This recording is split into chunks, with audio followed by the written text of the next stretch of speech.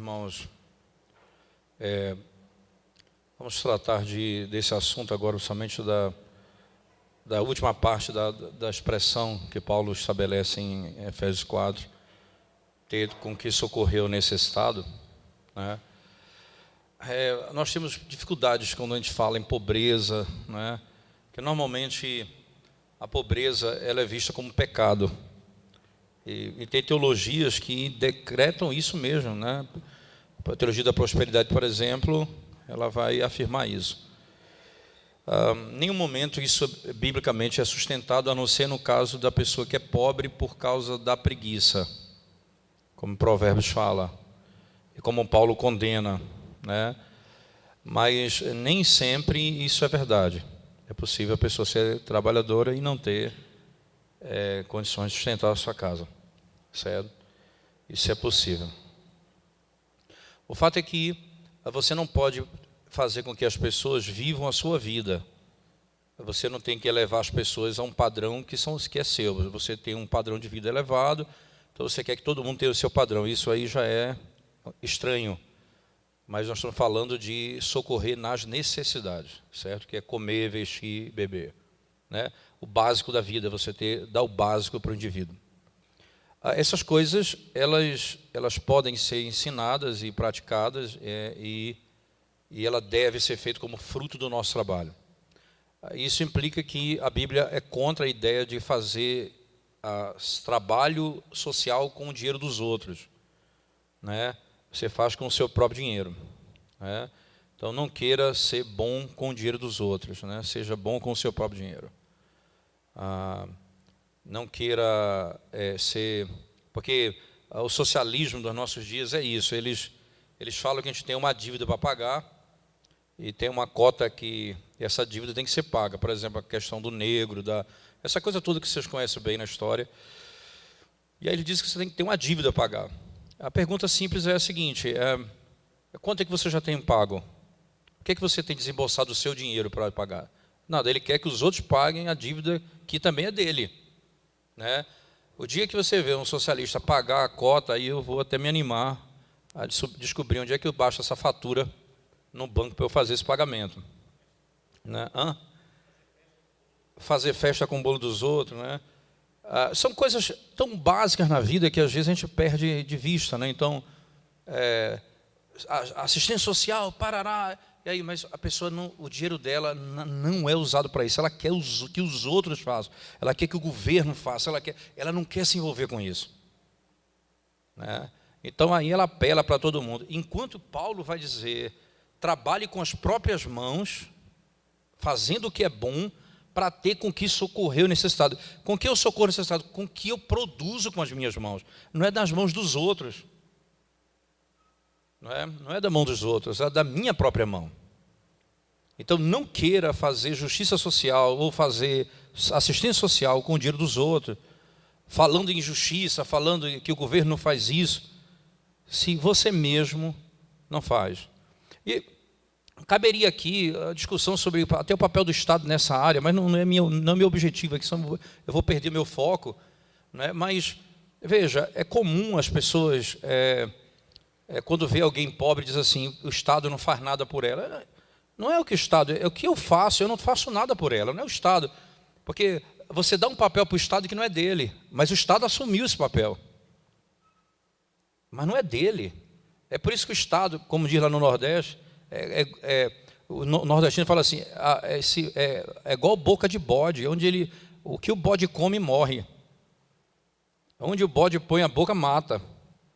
Então é o Estado onde ele põe a mão, ele destrói. Porque ele torna a máquina pesada, ele torna a coisa desfavorável. É difícil para o Estado. Mas esse trabalho, esse cuidado deve ser começando pela igreja como um padrão. Não ter pessoas que passem necessidade no nosso meio, né? Não passem no nosso meio. Então, eu queria seguir um norte com vocês. Obviamente o tema é muito abrangente, certo? Ele cabe aí uma discussão de muito tempo, mas eu queria ter um foco, eu queria objetivar. Eu queria pegar a partir de Deuteronômio 15. Quero que você abra sua Bíblia comigo. Nós pudéssemos explorar um pouco aquilo que Paulo diz ali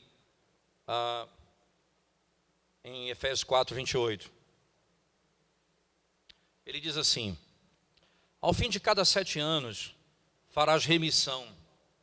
Este, pois, é o modo da remissão. Todo credor que emprestou ao seu próximo alguma coisa, remitirá o que havia emprestado. Não o exigirá do seu próximo ou de seu irmão, pois a remissão do Senhor é proclamada. Do estranho podes exigi-lo, mas o que tiveres em poder de teu irmão, quitá-lo-ás, para que entre ti não haja pobre. Veja, para que entre ti não haja pobre. Pois o Senhor teu Deus te abençoará abundantemente na terra que Ele te dá por herança para possuires. Se apenas ouvires atentamente a voz do Senhor teu Deus, para cuidares em cumprir todos estes meus mandamentos que hoje te ordeno. Pois o Senhor teu Deus te abençoará, como te tem dito, assim emprestarás a muitas nações, mas não tomarás empréstimo, e dominarás muitas nações, porém elas não te dominarão. Quando entre ti houver algum pobre de teus irmãos, em algumas das tuas cidades, na tua terra que o Senhor teu Deus te dá, não endurecerás o teu coração, nem fecharás as mãos a teu irmão pobre. Antes lhe abrirás de toda a mão e lhe emprestarás o que lhe falta, quanto baste para a sua necessidade. Veja os termos aqui: necessidade. Está falando aqui de luxo, está falando suprir a sua necessidade. Aí continua: guarda-te, não haja pensamento vil no teu coração, nem digas, está próximo o 7º ano, o ano da remissão, de sorte que os teus olhos sejam malignos para com teu irmão pobre, e não lhe des nada, e ele clame contra ti ao Senhor, e haja em ti pecado. Livremente lhe darás, e não seja maligno o teu coração, quando lhe deres, pois por isso te abençoará o Senhor teu Deus, em toda a tua obra em tudo o que empreenderes. Pois nunca deixará de haver pobre na terra, por isso eu te ordeno, livremente abrirás a mão para o teu irmão, para o necessitado, para o pobre na tua terra. Né? Para o pobre na tua terra. No verso 12 ainda, ele diz: quando um de teus irmãos, hebreu ou hebreia, te for vendido, 6 anos te servir-te-á, mas no 7º despedirá forro. E quando de ti o despedires forro, não o deixarás ir vazio, liberalmente lhe fornecerás do teu rebanho, da tua eira e do teu lagar, daquilo com que o Senhor teu Deus te houver abençoado, lhe darás. Lembra-te-ás de que foste servo na terra do Egito, e de que o Senhor teu Deus te remiu, pelo que hoje isso te ordeno. Se, porém, ele te disser, não sairei de ti, porquanto te ama, a ti e a tua casa, por estar bem contigo, então tomarás uma sovela, e lhe furarás a orelha na porta, e será para sempre teu servo. E também assim farás a tua serva. Não parecerá aos teus olhos duro o despedi-lo forro, pois 6 anos te serviu por metade do salário do jornaleiro. Assim o Senhor teu Deus te abençoará em tudo que fizeres. Amém. Veja, irmãos, há alguns aspectos aqui que eu gostaria de frisar com vocês como de grande importância. Imagina Jesus Cristo perguntado por um jovem rico: bom mestre, o que faço eu para herdar a vida eterna? E aí Jesus Cristo, ele responde, Jesus fala, você cumpre a lei? Ele diz, sim, desde a minha juventude. E aí Jesus cita a 2ª tábua da lei: honra teu pai e tua mãe, não matarás, não furtarás. E aí Jesus diz assim, falta-te uma coisa: vende tudo que tem, dá aos pobres. Que coisa interessante Jesus usar esse critério, né? Vende tudo que tem, dá aos pobres e segue-me.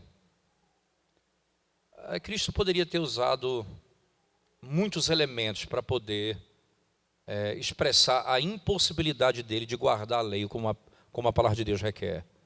Porque o que ele está fazendo ali é mostrando a ele que ele não pode ser salvo pela obediência da lei. Então mas Jesus expressa isso fazendo um pedido: vende tudo que você tem, dá aos pobres e me segue. Né? Dá aos pobres e me segue. Interessante, por que nós devemos, irmãos, no fruto do nosso trabalho, socorrer os que são verdadeiramente pobres no meio da igreja? Né? Primeira coisa importante nós temos um senso de mandamento de Deus. Há um senso. Claramente Deus ordena isso, né? E o Senhor diz abertamente, como nós acabamos de ler em Deuteronômio no capítulo 15, que o Senhor ordena que o pobre seja socorrido no meio de Israel. Segundo, né, por amor ao próprio pobre. Amar ao Senhor é a fonte desse amor ao pobre. E a glória é o fim, a glória de Deus é o fim desse trabalho. Veja, porque eu amo ao Senhor, eu amo a sua lei, e ao fazer isso eu glorifico o nome do Senhor. Então, a fonte que me motiva a socorrer o necessitado é porque foi mandado por Deus, e Ele é a fonte da minha própria obediência, e o objetivo dela, a glória do nome dEle. Honra ao Senhor com o que você tem e com o fruto do teu trabalho. Honra ao Senhor. Essa é uma linguagem clara que a Escritura muito nos ensina. Ainda um pouco importante, um pouco mais além do que nós estamos vendo, era entender, veja, além do senso de mandamento, você vai dizer por amor ao pobre. Mas mais ainda, por amor a Deus você vai fazer. Mas não apenas isso, você vai fazer humildemente, sem nenhuma ideia de mérito ou de honra para você mesmo. O Senhor diz, quando você der uma esmola, não faça saber a tua mão esquerda o que a tua direita faz. É Ele quem vai te retribuir. É o Senhor, não é ninguém. Não é o pobre que vai te devolver, é o próprio Senhor que vai fazer. O grande ponto é, além da humildade, além da obediência, além do amor a Deus, o ponto aqui é, você faz de modo, você tem compaixão por Ele. Você mostra misericórdia ao pobre. Uma alma que tem compaixão do outro. É interessante porque quando você pensa naquilo que Boaz fez com Ruth, nos impressiona. Ele viu e se apiedou dela. E se apiedou dela. E disse, ela precisa rebuscar, deixe, não impeça que ela colha o que ficou para trás. Não volte rebuscando o plantio. Eu preciso contribuir quando for mais necessário também, né? Eu preciso saber a necessidade. Importante, irmãos, atraso desnecessário deve ser evitado. O irmão está com fome, eu vou fazer uma reunião daqui a 3 dias, nós vamos ver se a gente vai dar uma oferta para comprar alimento para você. Não, isso é um atraso desnecessário. A junta diaconal tem que ter liberdade para ocasiões emergenciais e tomar decisões de grande necessidade na igreja. Você não pode atrasar, é algo urgente e precisa ser feito como o Senhor nos ordena. É preciso ser feito com boa vontade. O Senhor ama o que dá com alegria. Eu preciso fazer com boa vontade. Eu preciso fazer com liberalidade, de acordo com a condição de cada um. Eu dou segundo a condição que Deus me deu, mas eu faço com liberalidade. Meu coração, ele é feliz em fazer e eu tenho prazer em fazer. Essa é a motivação que está posta ali em Deuteronômio 15. É para isso, é dessa forma que eu vou servir ao outro. Lembre-se e não esqueça que o que nós passamos a primeira parte falando. Esse é o reflexo claro da obra da redenção. Nós estamos imitando a Deus. Era assim que nós estávamos. O Senhor nos encontrou miseráveis, mortos, sem vida. E Cristo termina a obra dele e olha para a obra e diz, ele vê o penoso trabalho da sua alma e ele justifica o ímpio. Paulo chega a dizer em Romanos 5, nós éramos fracos quando ele nos amou. Nós não tínhamos força. Nós não podíamos trabalhar. Paulo vai dizer isso em Romanos 5 também. Desculpa, no capítulo 4 Paulo vai dizer, aquele que trabalha A sua fé é contada como, não como favor, mas como dívida. Mas aquele que não trabalha, mas crê, porque nós somos fracos, nós não podemos executar a lei, não podemos cumprir aquilo que Deus ordena. Então ele diz, aquele que não trabalha, mas crê naquele que justifica. Essa forma de contribuir, a forma de pegar o meu recurso, fruto do meu trabalho. Mas ainda, irmãos, quais são outros motivos que eu tenho para ir fazer, para praticar isso no meio da igreja? Nós não somos mestres de nós mesmos, ou senhores de nós mesmos. Nós somos mordomos, não donos. O mundo é a casa de Deus. Ele deu para uns ele deu muito, para outros ele deu pouco. E para outros, ele deu quase nada. Mas deu à igreja para socorrê-lo. Na sua diversidade e sábia manifestação, o Senhor fez assim. Nós devemos fazer dessa forma. Veja, nós não somos mestres nem senhores de nós mesmos, nem do que nós temos. É por isso que Paulo diz, eu vos ordeno. Alguém poderia dizer, quem é você para me dar ordem? Eu sou o dono do meu nariz. Parte de um princípio claro, eu não sou dono. É por isso que eu obedeço a ordem dele. Eu não sou o Senhor, é por isso que eu obedeço às ordens dele. Mas não apenas isso, irmãos. Veja, isso está não apenas ligado a aspectos divinos, mas também a aspectos naturais. Deus requer isso. Veja, você pensa claramente, não é, que nós deveríamos cuidar uns dos outros, isso é um princípio básico. Deus fez o mundo e estabeleceu o mundo de tal forma que o mundo produzisse. A terra produz, e o que a terra produz, o homem se alimenta dele. Naturalmente Deus fez assim. Então não é só por um princípio de revelação divina, mas também olhando para a própria criação. Veja o que Cristo faz quando diz, por que vocês estão ansiosos? Olha os lírios do campo, olha os pássaros, olha para a criação e vê, você aprende isso. Nem mesmo Salomão se vestiu dessa forma. Você contemplar a criação, você vai ver que é assim que Deus faz. Agora considere umas coisas importantes ainda, irmãos. Considere a iniquidade, segundo Deuteronômio 15, de fechar as portas para socorrer ao pobre. É um pecado grave, porque é ingratidão a Deus. É o não reconhecimento de que tudo que eu tenho veio das suas mãos.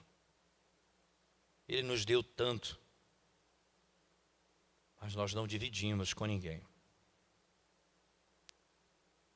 Interessante, o próprio Senhor Jesus Cristo que faz isso, irmãos. Lá em Mateus 25, verso 40 a 45, é engraçado que ele diz, se você ler o texto comigo, você vai ver, lá Mateus 25, verso 40 a 45, você vai ver que é o próprio Cristo falando pela boca do pobre, né? 40 e 45. Quando ele diz, se você não fez isso a um desses meus pequeninos, você não fez isso a mim. No verso 45, você não fez a mim. Cristo vem a nós pessoalmente. O que o próprio Cristo diz, olha, quando você não fez, o pobre te pediu, você não deu a mim. Não porque só ele é mestre, veja, você rejeita o próprio Cristo. É como se ele viesse a nós pessoalmente. E que tragédia negar ao soberano um pedido. Dá-me pão, me concede o que vestir. Vocês rejeitaram a mim, diz o Senhor. é administrar mal o que foi dado por Ele, é infidelidade, irmãos, ao que Ele nos concedeu para usar.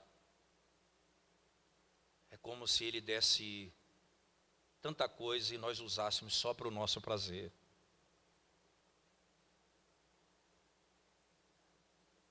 Nós não usamos conforme o que Ele ordena. Mas deixa eu agravar um pouco mais a pena disso. É um decreto de morte. Lá em 1 João 3, 15 a 17, João diz assim, quando João vem falando sobre o assassino, aquele que não ama, aquele que odeia seu irmão é assassino, é o homicida. Imediatamente João vem e diz, você que tem recursos nesse mundo e vê o seu irmão passar fome e não socorre, você odeia a seu irmão. Eu odeio não é só com ódio de querer matar, eu odeio com desprezo.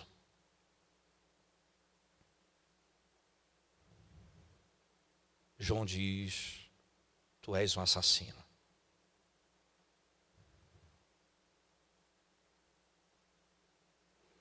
Como pode haver no nosso meio irmãos que não têm o que comer? Como pode haver no nosso meio irmãos que não têm onde dormir? Enquanto nós dormimos, enquanto nós temos o que comer. Como pode? Considere a malignidade que segue isso, irmãos. A disposição da alma. A disposição da alma de arcar com consequências terríveis. Há um princípio muito claro, não é, que a Escritura nos ensina. Quando o autor de Tiago, no capítulo 1, verso 27, diz, né, ele vai lidar exatamente a isso, que quando ele vai falar, por exemplo, sobre o que é verdadeira religião, lá no capítulo 1, capítulo 2 de Tiago, ele diz, a verdadeira religião é cuidar do pobre e da viúva. Esses são pares que a Bíblia usa em todo canto. O órfão e a viúva, o órfão e a viúva. É para que você lembre de uma coisa, irmãos. Nós não tínhamos família. Nós fomos recebidos na família de Deus. Como mulher, nós não tínhamos marido. A Bíblia diz que nós éramos como prostitutas e adúlteras. E Cristo veio e se casou conosco.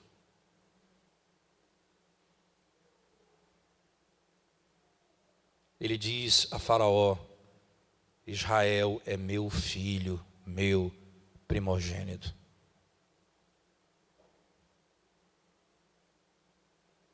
O efeito imediato disso é o socorro. É não deixar o órfão sem família. É não deixar a viúva sem socorro. É um efeito imediato disso.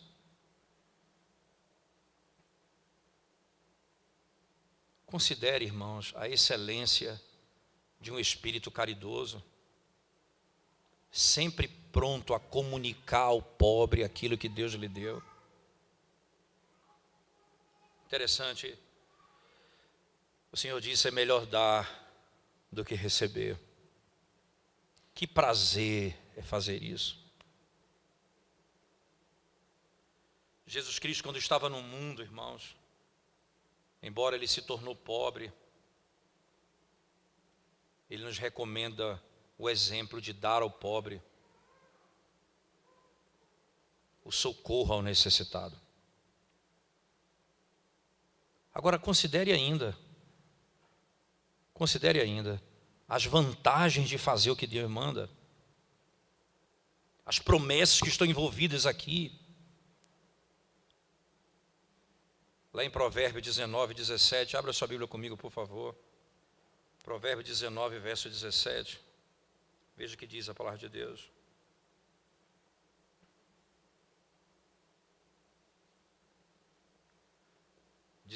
Verso 17.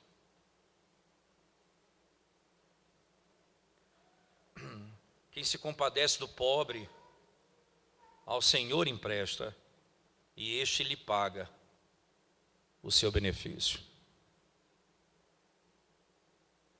Quem empresta ao pobre, quem se compadece do pobre, ao Senhor empresta, e este lhe paga o seu benefício. Não apenas aqui em Provérbios, mas também em Eclesiastes, capítulo 11, por favor. Eclesiastes 11, versos 1 a 3. Diz assim a palavra de Deus: lança o teu pão sobre as águas, porque depois de muitos dias o acharás. Reparte com 7 e ainda com 8, porque não sabes que mal sobrevirá à terra. Estando as nuvens cheias, derramam aguaceiro sobre a terra, caindo a árvore para o sul ou para o norte, no lugar em que cair, aí ficará. Veja que coisa interessante. Lança o teu pão sobre as águas, porque depois de muitos dias o acharás. Reparte com 7 ainda 8, porque não sabes que o mal sobrevirá à terra. Veja, é um princípio claro de diversificação. O que você tem dá 7, dá 8. Lança na água, porque você vai colher depois. Há um princípio, e lá em Provérbios eles falam: dá a Deus. Quando você socorre o pobre, você empresta a Deus, e este lhe devolverá. Esse lhe dará o benefício. Socorre. A linguagem bíblica é extraída do princípio que o apóstolo Paulo tão claramente coloca lá em Efésios, para ter com que socorrer ao necessitado. Que gloriosa verdade é essa, irmãos, não é? Salmo 41, versos 1 a 3, há uma promessa mais gloriosa que você não, talvez a mais gloriosa que você possa imaginar. Salmo 41, versos 1 a 3. Eu digo aos irmãos assim, o indivíduo compra um carro azul, de cor estranha, e depois ele sai na rua com ele começa a perceber quantidade de carro de cor estranha igual a sua tem. Mas até então você não olha, né? Mas quando você começa, às vezes você lê a Bíblia, mas quando você foca num tema, e você revisita os textos, você começa a enxergar o que você não enxergava antes. Você começa a ver coisas antes. É melhor do que um carro de cor estranha, não é? Mas o Salmo 41, versos 1 a 3 diz assim, a palavra de Deus. Veja a linguagem do salmista, a riqueza envolvida aqui. Ele diz assim: por que eu botei 52? Eu apertei 41 vezes 52. Vou botar só um minutinho. 41, vamos lá. Agora, bem-aventurado o que acode a quem? Ao necessitado. O Senhor o livra do dia, no dia do mal. O Senhor o protege, preserva-lhe a vida e o faz feliz na terra. O Senhor o assiste no leito da enfermidade, na doença, tu lhe afofas a cama. Nas tuas necessidades, o Senhor te dá o pago. Você que socorre o indivíduo nas suas necessidades. O apóstolo Paulo não brinca quando diz: socorre ao necessitado com o fruto do teu trabalho.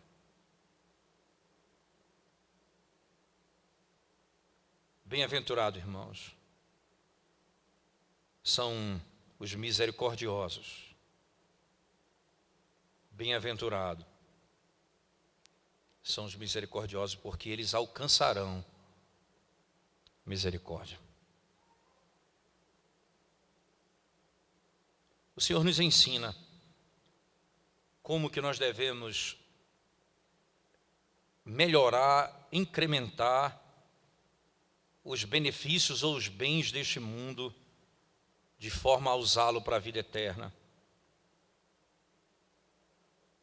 Quando o Senhor nos ensina claramente que nós não devemos de forma alguma, não é, pensar que nós receberemos algum benefício da parte de Deus simplesmente por dividirmos o nosso coração com as riquezas dessa terra.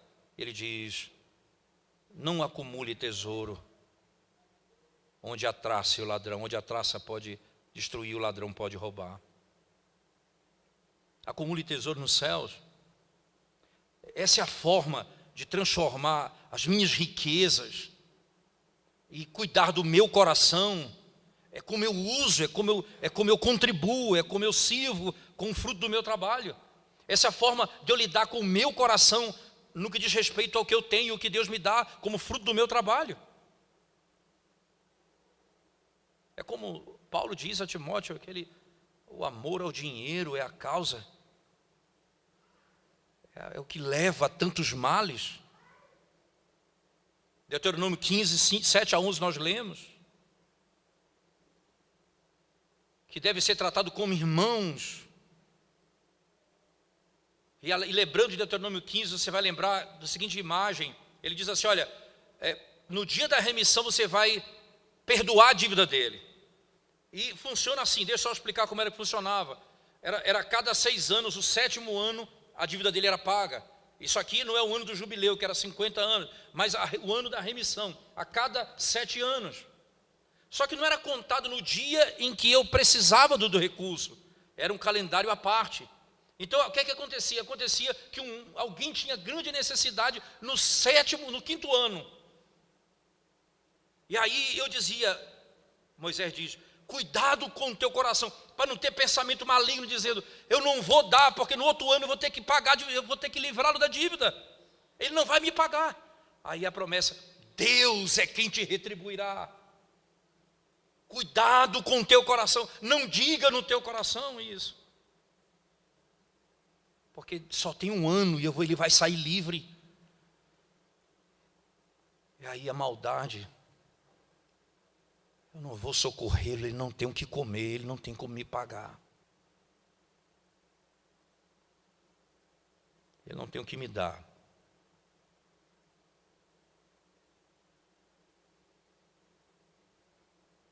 Interessante pensarmos porque, irmãos, o próprio Evangelho diz isso lá na segunda carta de Paulo aos Coríntios, na primeira carta de Paulo aos Coríntios. Paulo diz assim, exortando a igreja a cooperar uns com os outros, e ao mesmo tempo mostrando a dignidade de uma igreja pobre que socorre uma igreja que tem mais condição, mas que está passando por muita necessidade. Paulo diz assim: vocês precisam fazer isso com liberalidade, imitando o Evangelho, porque Cristo, sendo rico, se fez pobre, para que nós que somos pobres fôssemos feitos ricos. Ele diz: é assim que você vai agir, liberalmente, porque Ele é Senhor do nosso recurso, porque Ele é Senhor do fruto do meu trabalho. Ou você acha que você ganha dinheiro porque você é mais inteligente que os outros, porque você é mais capaz que os outros, ou você não depende de Deus?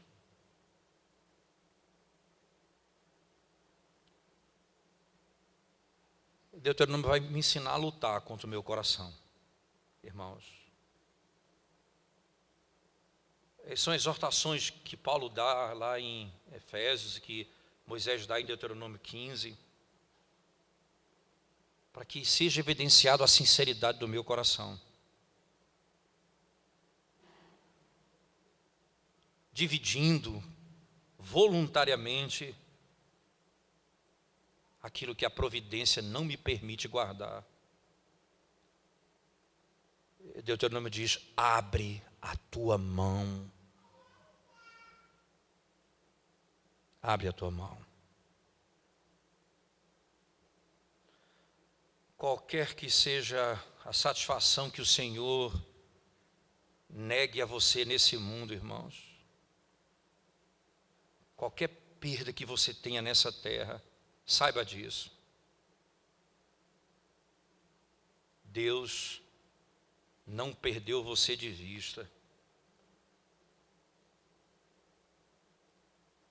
E Ele tem cuidado de você. E Ele está querendo cuidar da sinceridade do teu coração. O que é que passa no teu coração? Em quem você confia? Quem é que dá o sustento?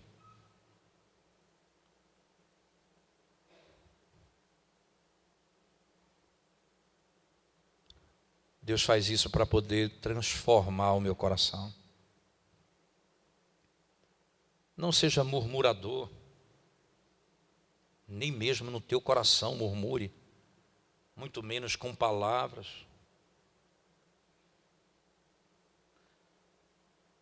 O Senhor sabe o que Ele pede de você. Ele pede de você porque Ele te deu. Não pense que Ele precisa de você, nem do teu recurso, nem que Ele não pode socorrer o pobre como Ele queira. É porque Ele quer tratar com o teu coração. Não se apegue às coisas desse mundo. Não ame esse mundo mais do que a Deus. Não ame a tua riqueza. Não ame. E então Ele cria os modelos, Ele cria o padrão para que o teu coração seja exposto. Ele não, ou você acha que Ele está querendo teu dinheiro? Ele que te deu. Ele que demanda isso de você.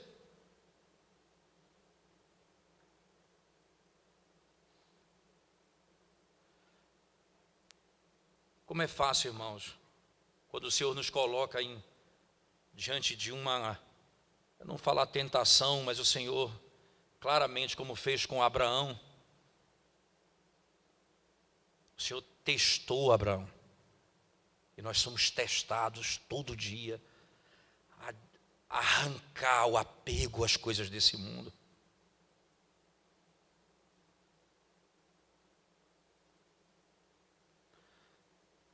Tem um professor de aconselhamento bíblico, pastor Cipione, e no período que eu estava nos Estados Unidos, enquanto ele foi pastor da igreja da OPC, eu fui pastor, ovelha, eu fui membro dessa congregação dele.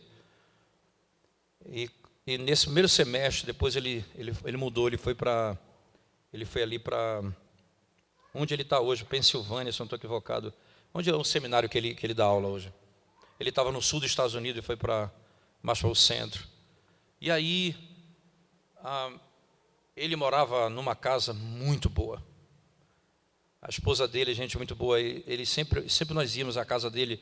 Ele, como pastor, ele chamava as ovelhas para ir à casa.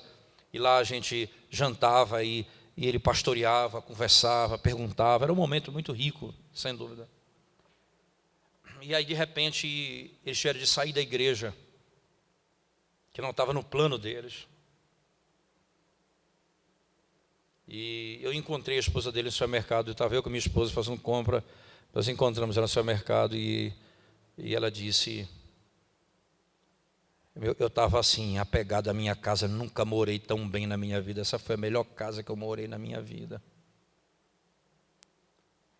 Aí o Senhor disse para mim assim, ela usou essa figura: solta a casa, deixa a casa aí, larga essa casa.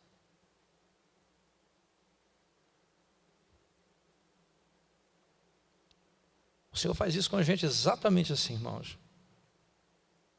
Ele tem um domínio dos nossos recursos. Ele diz: não feche a tua mão para o pobre no meio da tua igreja. Essa é uma forma de você dizer: tira do teu coração. Seja grato ao que Deus tem te dado.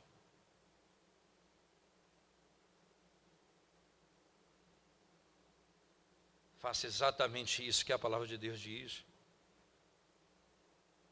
Seja grato. Se o Senhor vai tirar alguma coisa de nós, irmãos, esteja contente com o que Ele te deu. Ele sempre fará o melhor. Como é interessante você olhar por esse ângulo os benefícios que o Senhor traz.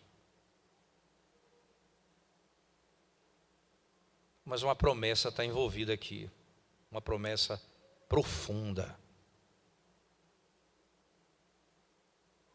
Nós vamos imitar o nosso Deus,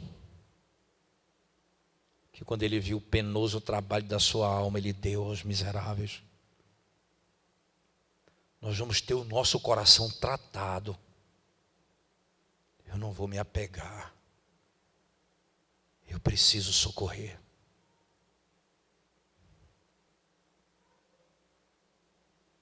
Quando nós lemos Provérbio 19, é nisso que Thomas Boston diz: o Senhor nos pagará. Ele diz, essa é a maior poupança que o homem pode fazer. O Senhor retribuirá. E eu preciso crer nele. Não espere do pobre o dinheiro de volta. Não oprima.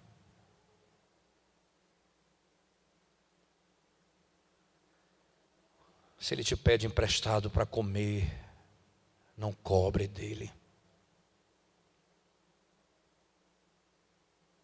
E aí entendo, para comer, eu não estou falando, a pessoa pede dinheiro emprestado para fazer um negócio. Isso envolve juros de negócio e responsabilidade de negócio. A Bíblia está falando aqui de negócios outros, de não ter o que comer, de não ter o que vestir. Você precisa estender a mão a Ele. Principalmente aos da nossa casa. Os da igreja. Paulo chega a dizer, se não cuidamos dos nossos, nós somos piores do que os incrédulos. Paulo diz, essa é uma manifestação de incredulidade. Primeiro, não refletir o evangelho de Cristo. Segundo, e não confiar nas promessas dele. Aí a gente tem tantas desculpas para não ajudar ninguém. Mas antes das desculpas, as promessas. Um conselho prático que eu dou, eu sempre digo isso à igreja, não é? Porque aí eu estou falando que isso vai se tornar contribuição na igreja. Isso, a junta diaconal é que precisa fazer esse trabalho de distribuir com os pobres. Não sou eu particularmente que devo fazer, até porque julgar cada caso é complexo para mim. Então você entrega na mão da junta diaconal que vai julgar cada caso na igreja. Aconteceu um caso na nossa igreja particularmente, de uma determinada pessoa que tinha uma dívida um pouco elevada com alguma coisa que ele havia adquirido no passado. Ele estava passando muita dificuldade, então a igreja socorreu ele imediatamente. E depois os diáconos foram visitá-los em casa. Chegou lá,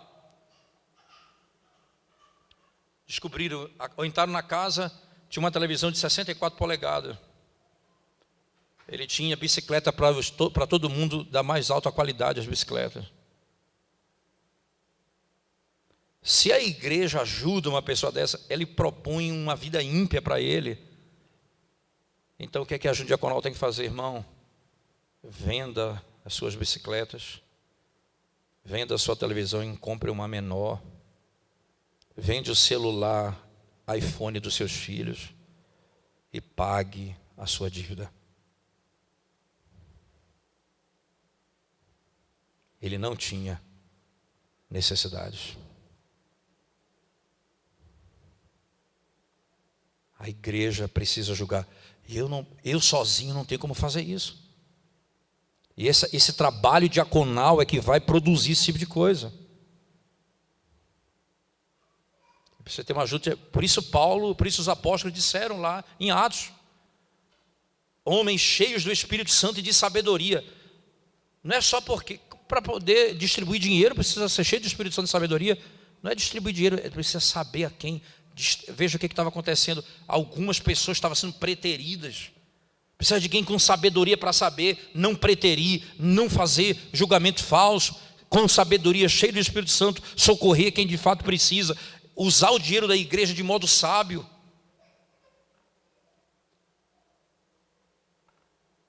Porque facilmente a pessoa descobre que tem um irmão que tem um coração bom. Na igreja tem isso.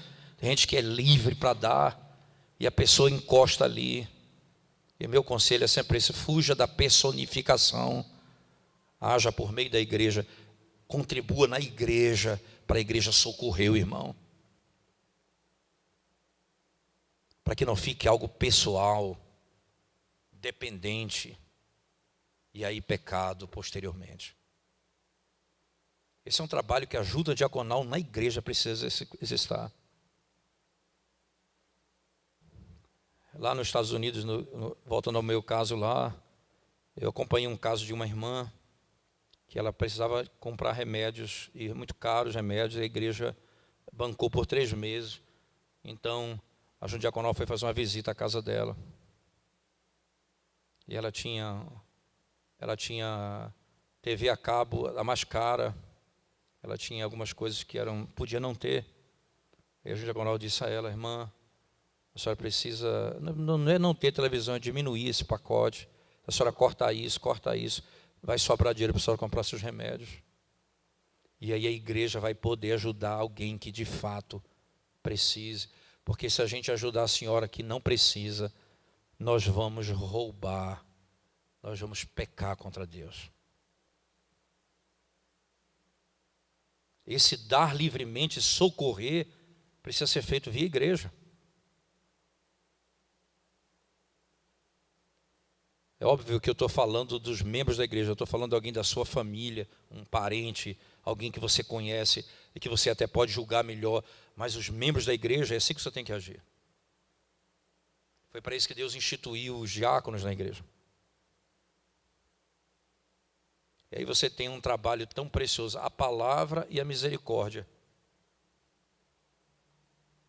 Eu digo aos diáconos: quando vocês levarem uma cesta básica a uma família que não tem nada, vocês não estão levando cesta básica, vocês estão ajudando um irmão que caminha para Canaã, e você está diminuindo o sofrimento dele nessa terra, até que ele chegue do outro lado do Jordão. Esse é o trabalho da igreja. O pobre na tua igreja, o pobre na tua casa. E se ele não trabalha porque ele está doente, precisa ser ajudado. Se ele não trabalha porque ele é preguiçoso, ele tem que ser exortado. Mas tudo isso visando um princípio claro: o fruto do meu trabalho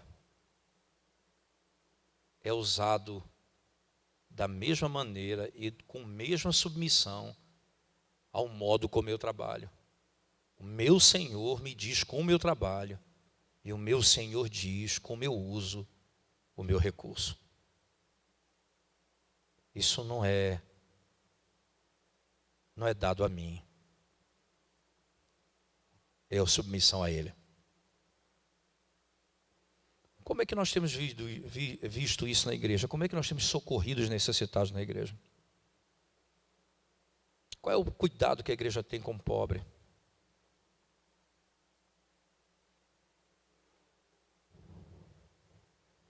E aí, se extrapolar os limites da igreja,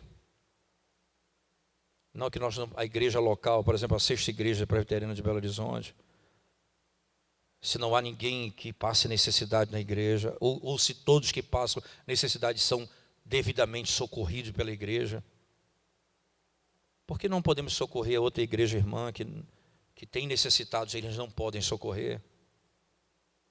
Você pode também estender a mão e socorrer seu irmão. Por que não socorrer uma igreja batista irmã que eles não têm com que socorrer seus irmãos e têm necessitado, e nós temos condições de fazer, tendo os nossos necessitados todos sido socorridos. É aí que eu estou pronto para extrapolar os limites da igreja e até mesmo entrar no Estado.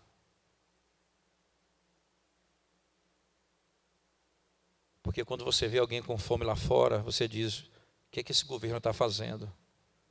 Você tem que dizer, o que é que eu estou fazendo para socorrê-lo? Essa é nossa responsabilidade, não é do Estado.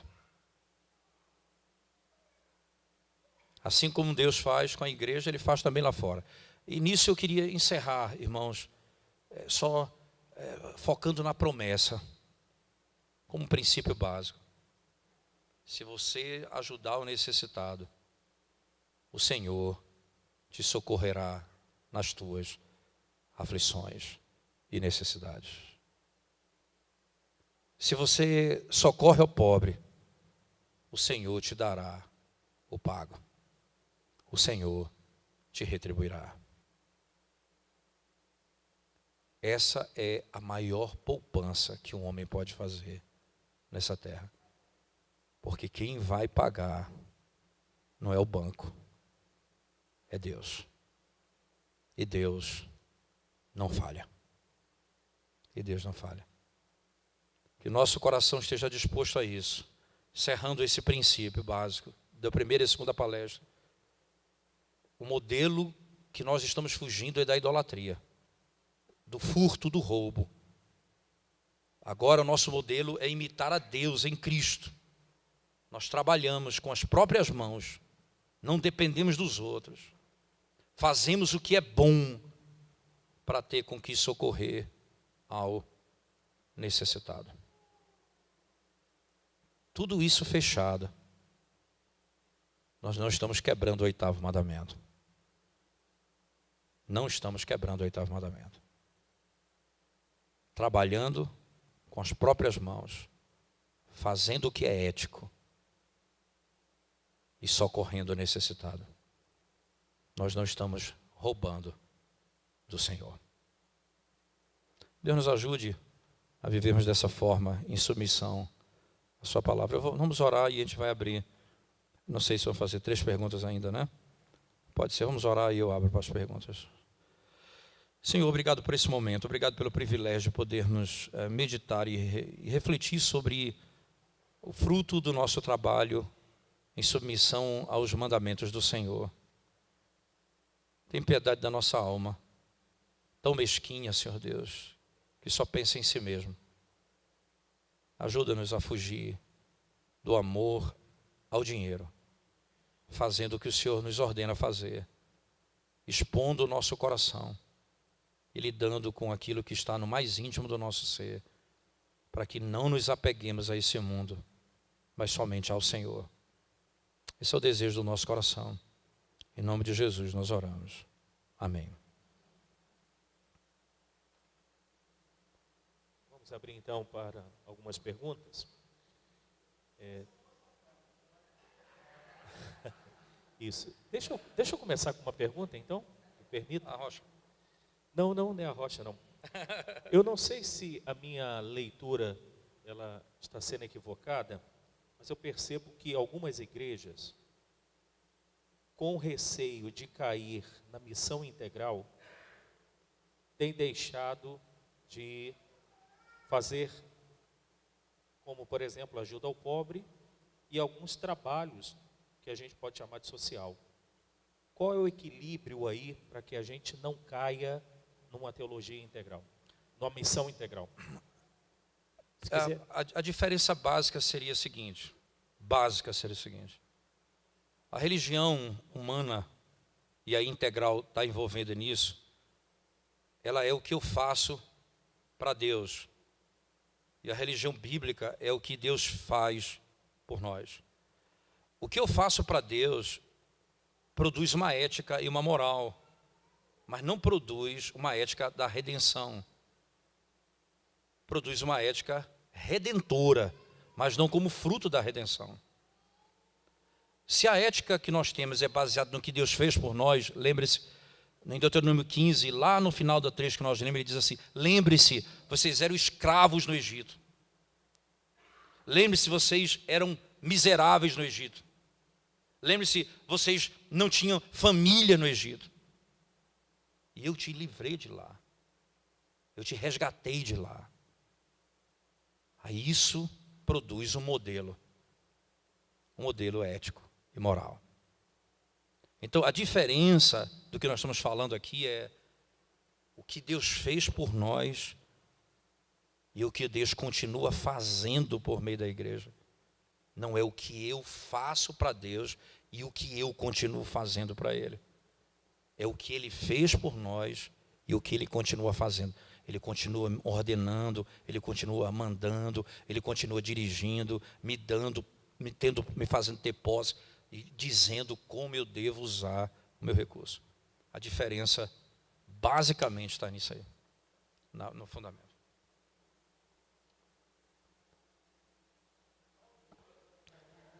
Pode botar o microfone no meio. Meu marido é cavalheiro.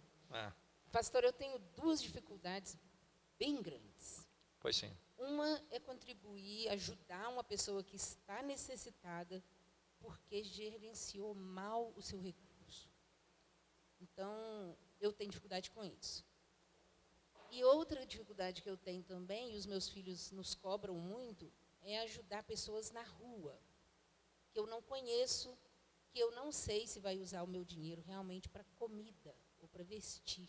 Então, eu gostaria que o senhor falasse alguma coisa a respeito disso. Vamos lá. Então, a primeira coisa importante é, tudo que a gente falou está muito voltado para a igreja, para o trabalho dentro da igreja, os irmãos.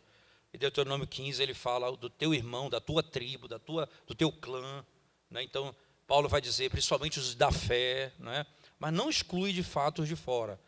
Por princípio, não são excluídos o socorro fora da igreja.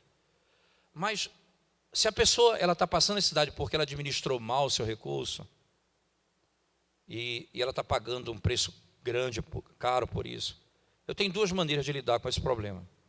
Por isso que eu digo que não deve ser uma ajuda pessoal na igreja, é uma ajuda via junta diaconal. Porque vai ser avaliado duas coisas importantes. Né? A causa da situação dela, né? Ela está gerindo mal o recurso, então eles têm autoridade para dizer, irmã, está errado, precisa mudar isso, organizar sua vida nisso. Né? Mas isso não implica que ela não tenha uma necessidade imediata. Aí você diz, agora você vai ficar morrendo de fome para você aprender. Não. Porque se fosse assim, nós estávamos perdidos. O que é que Deus faz com a gente? O que exatamente Deus faz com a gente? Não é exatamente isso que a gente está condenando aqui. Porque eu estou no estado que estou, porque eu administrei mal a minha vida, porque eu pratiquei o pecado, porque eu desobedeci a lei de Deus, e Ele, assim mesmo, tem sido gracioso para comigo. A igreja, ela pode continuar sendo graciosa com o irmão que administra mal. O que ela não pode é não exortá-lo para mudar de vida. Essas coisas não podem ser separadas, elas têm que ser juntas ali. Você não vai deixar o irmão com fome e dizer, a culpa é tua, teus filhos vão morrer agora, te vira. Não. Mas as consequências são essas, de uma vida desequilibrada. Organiza a sua vida. Nós vamos lhe ajudar por 6 meses e depois a gente vai reavaliar se a gente continua e você precisa botar em ordem sua casa. Coisa assim. E o da rua, eu também acho que eu tenho dificuldade de ajudar na rua, porque hoje o principal é droga. E agora, não sei se já aconteceu essa evolução, mas em Recife já evoluíram para pedir comida e com a comida comprar droga. Eu caí numa dessas, numa padaria. Eu estava com minha esposa, chegou uma senhora e disse, por favor, me dê 2 litros de leite. Eu disse, meu pai, essa mulher está com necessidade, vou comprar leite, mas ela está pedindo leite, é uma coisa objetiva. Eu fui comprar o leite e dei a ela. Aí a mulher do caixa falou, nunca mais faça isso, ela vai trocar por droga ali embaixo. Crack. Ô, pastor, aqui... Entende? Então, assim, usa o mesmo padrão. Nosso julgamento é muito curto ali. Ele diz assim, olha, procure a nossa igreja, converse com a liderança lá, e eles vão poder ver se ajuda ou não você. É a melhor forma que você faz.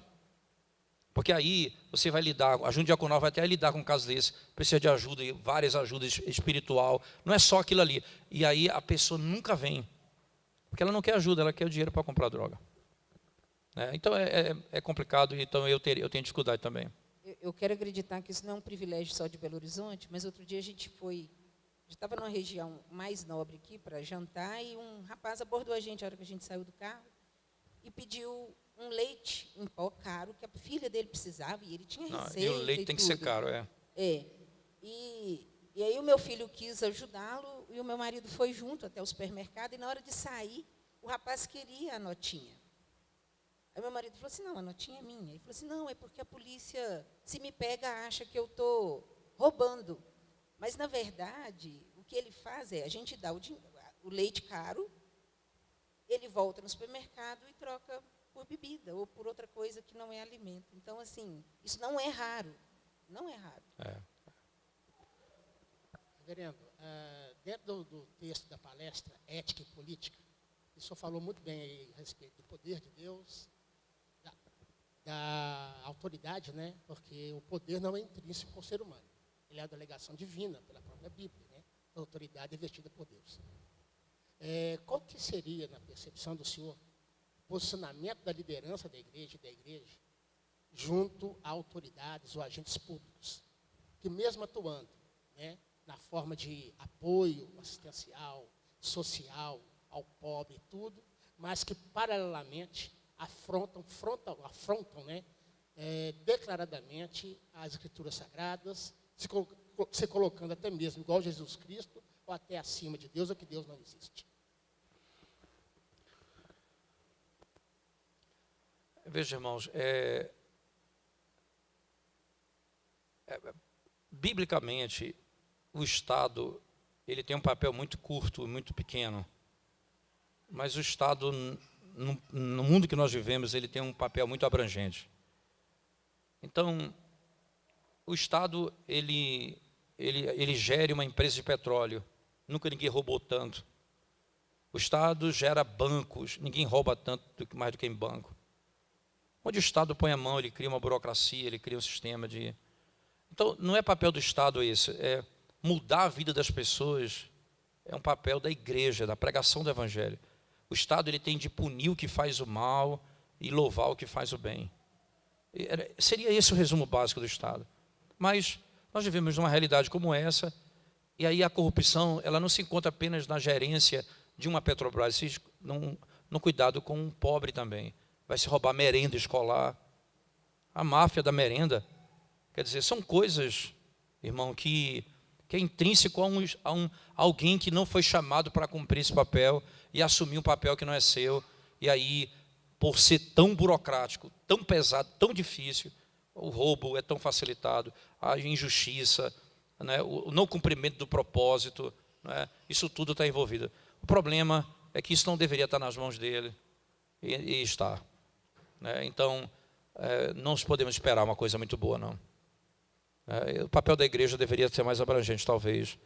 Estar presente num bairro, onde a pregação do evangelho se expandisse por todo canto. Abrir igrejas em todo canto, onde em todo lugar as pessoas pudessem chegar ao evangelho. Seria o melhor caminho.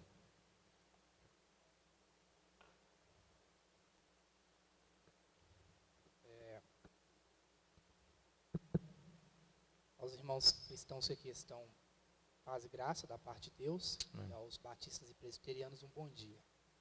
Pastor, a pergunta é, se uma igreja, como o senhor disse aí alguns minutos atrás, que o grupo de diácono, ele pode estar, entre aspas, interferindo nas finanças da igreja para poder estar abençoando ao necessitado.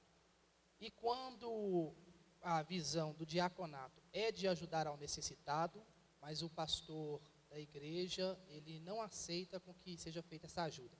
Vamos lá. O sistema da presbiteriana é um, da Assembleia é outro, da Batista é outro. No caso, eu falo de uma igreja menor, porém é uma igreja bíblica. É por isso que o sistema bom, melhor é o presbiteriano. Porém, no caso, assim, uma igreja menor e ela seja independente. Como trabalhar biblicamente para que o pastor ou também a equipe de diaconato venha trabalhar em comum acordo de acordo com a palavra de Deus? Porque, no caso, penso eu, se a gente se levanta contra um pastor, não usando aquele texto, né, aquele que tocar no ungido, que não tem nada a ver a exegese que muitos fazem daquele texto, mas, no caso, é como se estivéssemos fazendo um motim contra o pastor local da igreja. Qual a melhor forma de estar trabalhando? Veja, irmão, há um princípio nisso que está certo. Se você pegar o livro de Atos, por exemplo, o dinheiro era trazido aos pés dos apóstolos e os diáconos era entregue e eles então distribuíam isso. Um princípio é que o governo da palavra governa a visão da junta diaconal. É a palavra que governa, é a palavra que orienta. Então, se o pastor, ele é aquele e a igreja que prega a palavra com fidelidade, não há como você imaginar uma junta diaconal que não tem uma visão bíblica. A visão do pastor, ela não pode ser dissociada da visão bíblica. E se o pastor está ensinando a Bíblia de modo errado, é bom que ele seja exortado pela congregação e pela liderança. Se eu ensino falso, não é, tem que ser tratado. Então, assim, eu não consigo pensar alguém que abre a Bíblia para pregar, expõe a Escritura e vai se opor ao trabalho da junta diaconal como está escrito na palavra de Deus. E se ele está fazendo porque ele não tem entendimento correto, precisa alguém orientá-lo, né? E talvez no indivíduo, o irmão da igreja não seja, mas uma outra autoridade da igreja precisa fazê-lo, sem dúvida alguma. Diga. Ok, só mais 2 perguntas para encerrarmos. Oi? Fabinho falou que eu estou bonzinho. Para a gente encerrar. César, quer? Já?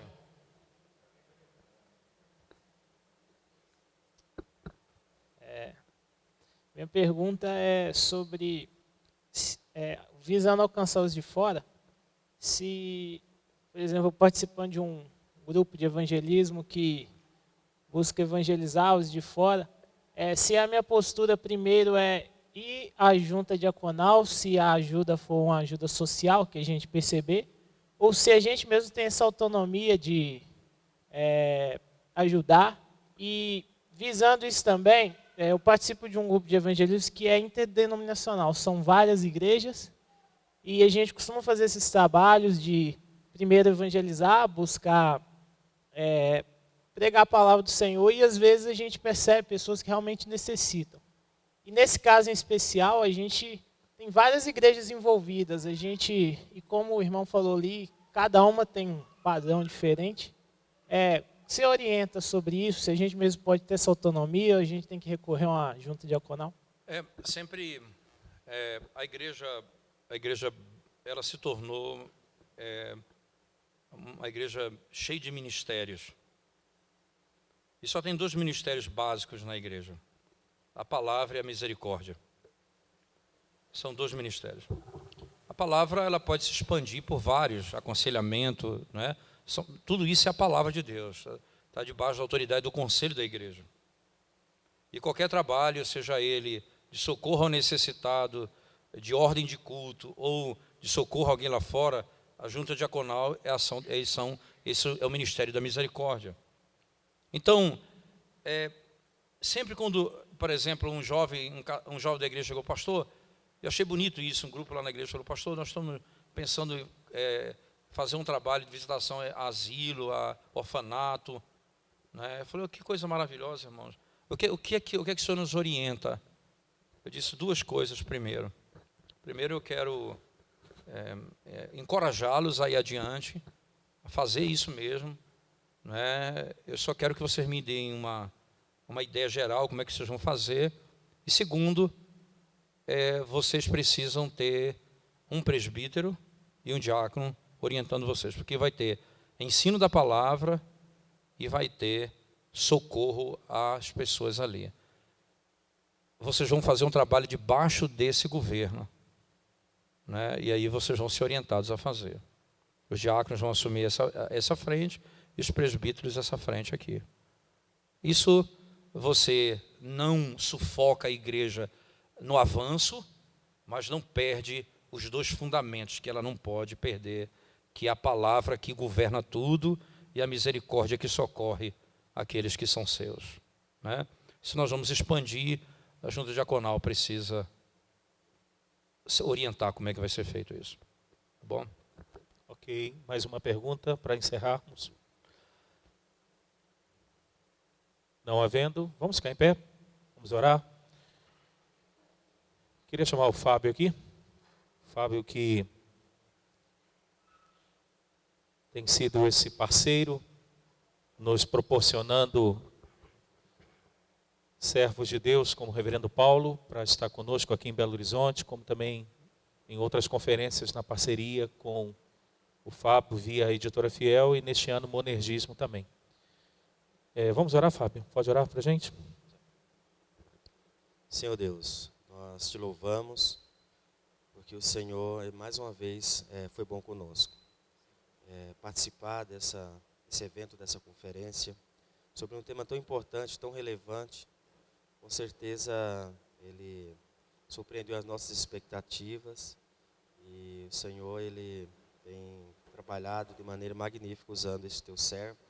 O Senhor conserve também Paulo Brasil, a ele tão bondosamente deixou o seu lar, viajando e atendendo esse convite e trabalhando com esses irmãos que ele nem conhecia, mas com certeza contribuiu com a vida deles. E que os irmãos que ouviram, os irmãos aqui de Belo Horizonte, eles possam reproduzir esse ensino e assim teu nome ser glorificado, Senhor, por meio da nossa atuação, uma atuação bíblica, uma atuação sem rebelião ao Estado, mas respeitando os princípios bíblicos, como foi lido em Romanos 13. E dessa forma possamos cumprir o que o Senhor falou sobre ser sal da terra e luz do mundo, de maneira correta e também respeitando as lideranças, como nessas últimas perguntas, sempre deixando bem claro que não existe um trabalho genuinamente bíblico divorciado do corpo da igreja local. Que o Senhor nos possa continuar trazendo momentos de reflexões importantes como esse. Também agradecemos o apoio dessa igreja local, a pessoa do pastor Antônio, do pastor Tiago, e o Senhor continue abençoando esses homens que têm feito um bom trabalho aqui nesse bairro, nessa cidade. Oramos agradecidos em nome de Jesus. Senta um pouquinho, irmãos. Então, só lembrá-los da nossa próxima conferência, do dia 1º de abril até dia 6 de abril, conferência para aconselhamento bíblico, e é uma conferência para toda a igreja, e as outras igrejas que estão aqui estão convidadas a participar gratuitamente, e lembrando sempre do texto de Colossenses 3,14. Aconselhai-vos mutuamente em toda a sabedoria de Deus. Estamos vivendo cada vez mais em dias psicologizados. Tudo que qualquer problema, as pessoas mandam para o psicólogo. E quanto a palavra de Deus tem resposta para muitas coisas. Tá? Então, pastor Bill estará aqui do dia 1º a dia 6. Então, convidamos todos para estarem aqui presentes. E o Fábio, a livraria vai pelo menos uns 20 minutos agora, tá? Então a livraria vai ficar aberta lá embaixo pelo menos mais 20 minutinhos. Se você ainda não comprou o livro ou estava em dúvida, desça lá rapidinho, pode pegar, tá ok? E agradecemos a presença de todos, principalmente reverendo Paulo Brasil, muito obrigado, que estará retornando para Recife mais tarde um pouquinho, e que Deus abençoe. E deixa eu fazer então uma propaganda de uma igreja irmã. Estamos recebendo também neste fim de semana o reverendo Adalto Lourenço. Ele está na igreja presbiteriana no bairro Itatiaia. Eu não sei se havia alguma inscrição lá para ser feita. Sim, né? Um jovem está ali falando. Mas se alguns dos irmãos aqui não tiverem nenhuma programação hoje à noite, eu acho muito importante vocês pensarem aí nesta conferência lá da Igreja Presbiteriana, no bairro Itatiaia, com nosso irmão Adalto Lourenço. Tá bom? Fica aí também a dica.